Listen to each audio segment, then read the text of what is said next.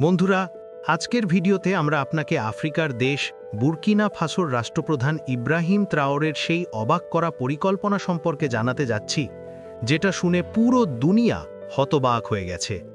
হ্যাঁ, আজ আমরা জানব ইব্রাহিম ত্রাওরে সাহারা মরুভূমির মাঝে লক্ষ লক্ষ জমাট বাঁধা মধুমক্ষিকা কেন ছেড়ে দিয়েছিলেন। আজকের ভিডিওতে আমরা এই পুরো পরিকল্পনাকে খুলে খুলে বুঝব। এটা কেন শুরু হলো, কিভাবে শুরু হলো, এর পেছনে বৈজ্ঞানিক ভিত্তি কী ছিল, এত ঝুঁকি থাকা সত্ত্বেও কেন এগোনো হলো, আর সবচেয়ে বড় কথা, এই পরীক্ষাটি দুনিয়াকে এত হতবাক করল কেন।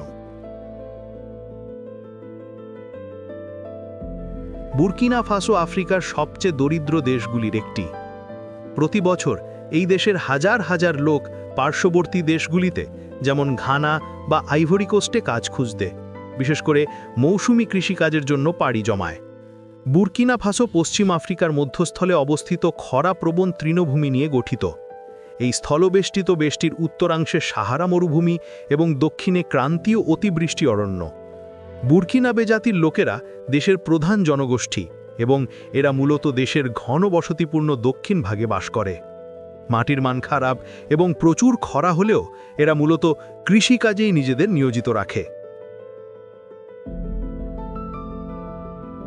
সাহারা মরুভূমি শুধু বালুর সমুদ্র নয়, এটি এমন এক ভয়ঙ্কর শক্তি যা প্রতি বছর আফ্রিকার হাজার হাজার একর উর্বর জমি গিলে ফেলে। এখন এই মরুভূমি 11টি দেশে ছড়িয়ে পড়েছে এবং যদি এর বিস্তার রোধ না করা যায়, তবে বিশেষজ্ঞদের মতে আগামী কয়েক দশকের মধ্যে আফ্রিকার একটি বড় অংশ পুরোপুরি অনুর্বর হয়ে যাবে। এই বিপদই ত্রাওরেকে ভেতর থেকে নাড়া দিয়েছিল। তিনি জানতেন, যদি সাহারাকে থামানো না যায়, তাহলে পশ্চিম আফ্রিকার পুরো জনসংখ্যা বিপদের মুখে পড়বে। কৃষি ধ্বংস হবে, গবাদি পশু শেষ হবে, পানি ফুরিয়ে যাবে, অর্থাৎ জীবনই থমকে যাবে। সেই মুহূর্তেই তিনি বিজ্ঞানী, কৃষিবিদ এবং পরিবেশ বিশেষজ্ঞদের একত্র করে জিজ্ঞেস করলেন, সাহারা বদলানোর প্রথম পদক্ষেপ কি হতে পারে। দীর্ঘ আলোচনা শেষে একটি সত্য সামনে এলো: জীবনের সূচনা করে গাছ, আর গাছের সূচনা করে মধুমক্ষিকা। অর্থাৎ মরুভূমিকে থামানোর প্রথম অস্ত্র পানি নয়, গাছও নয়, বরং মৌমাছি।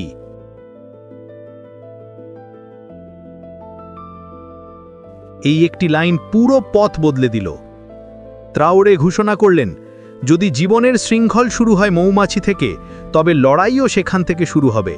কিন্তু সমস্যা হলো, সাহারা পৃথিবীর সবচেয়ে গরম মরুভূমি এবং সাধারণ মৌমাছি 104 ডিগ্রি ফারেনহাইট তাপমাত্রাতেই মারা যায়।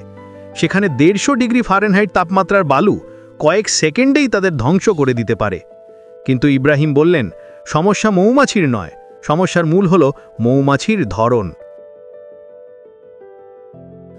যদি সাধারণ মৌমাছি সাহারায় বাঁচতে না পারে, তাহলে এমন প্রজাতি খুঁজতে হবে যারা ছোটবেলা থেকেই আগুনের মতো গরম পরিবেশে বেড়ে ওঠে।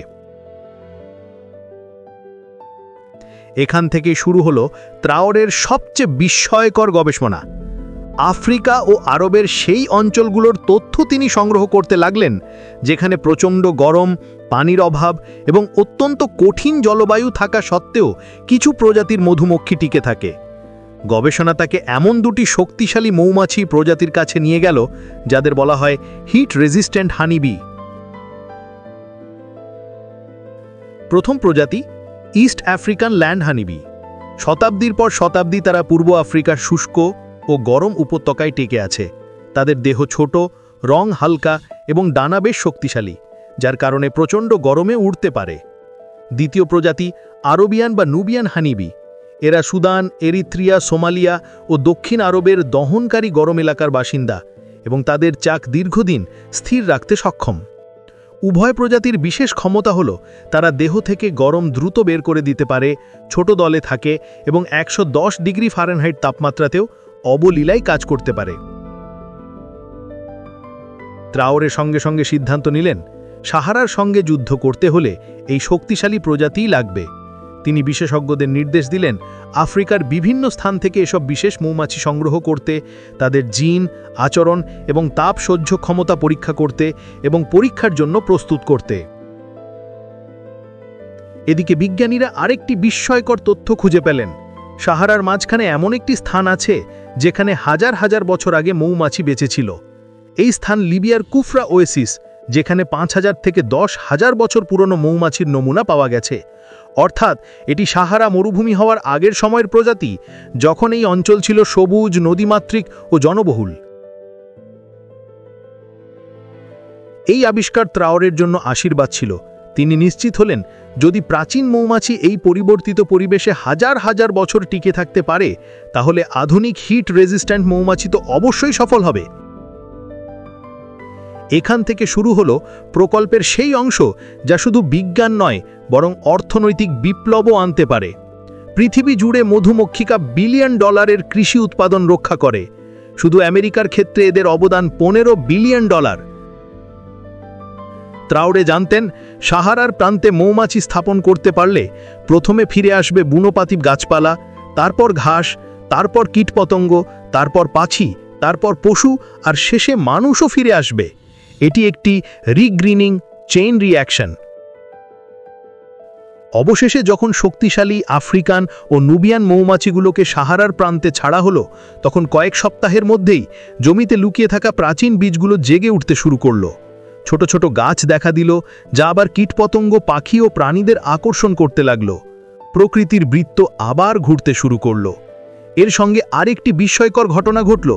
বাড়তে লাগলো মরুভূমির সাপের সংখ্যা। আর সাপ থাকলে তাদের শত্রু হানি ব্যাজার, যা মৌমাছির লার্ভা যেমন খায়, তেমনি বিষধর সাপও খেয়ে মরুভূমির ভারসাম্য ঠিক রাখে।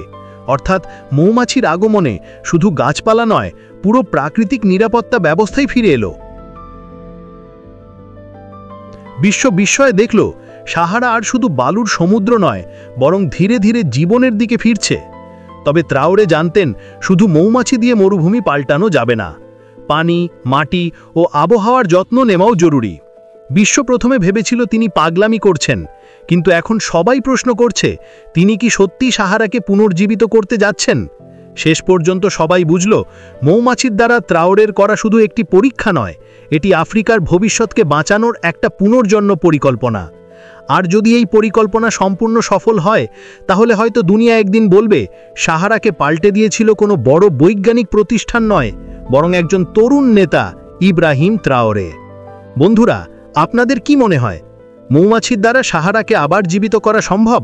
এটা কি আফ্রিকার ভবিষ্যৎ বদলে দিতে পারে, নাকি এটা বড় ধরনের ঝুঁকি? আপনার মতামত অবশ্যই জানাবেন। ভিডিওটি ভালো লাগলে লাইক, শেয়ার এবং চ্যানেলটি সাবস্ক্রাইব করতে ভুলবেন না, কারণ আপনার সমর্থনই আমার সামনে এগিয়ে যাবার অনুপ্রেরণা। ধন্যবাদ।